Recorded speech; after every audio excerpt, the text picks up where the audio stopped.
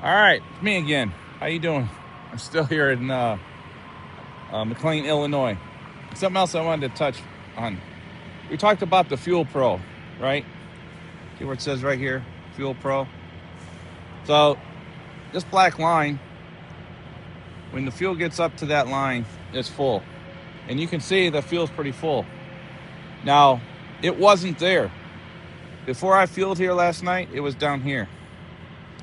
They have a lot of fuel treatment in this fuel, so it's thick. So that doesn't mean the filter's done.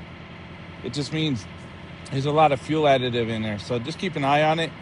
Because I know when I go down south and I put fuel in from down there, that fuel level goes all the way down to the bottom. So, and those fuel filters are usually good for about 100,000 miles.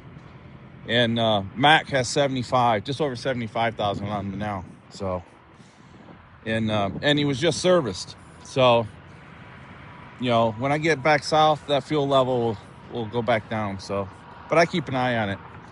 The other thing I wanted to mention is your trailer brakes. You see there's a little bit of snow here. It snowed here a little bit last night. Not a whole lot, but it's cold. And it's cold enough for stuff to freeze.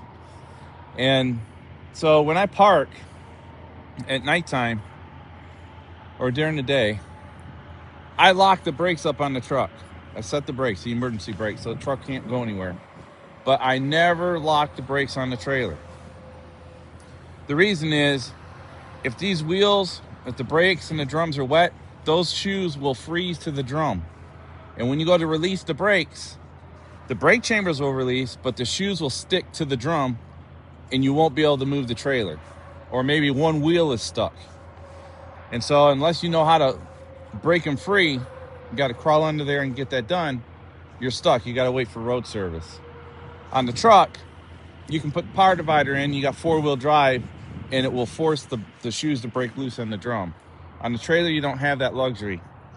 So at nighttime, especially when it's cold out like this, and you've been running through weather, don't set your brakes on your trailer, unless you're on an incline, or you can sit there for a while with the brakes released on the trailer before you set them, before you go to sleep.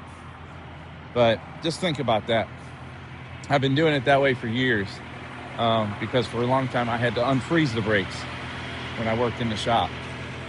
So anyhow, we're going to go down the road. I hope everyone has a good day and be safe. And we'll talk to you soon. See ya. We'll keep you updated on the next load.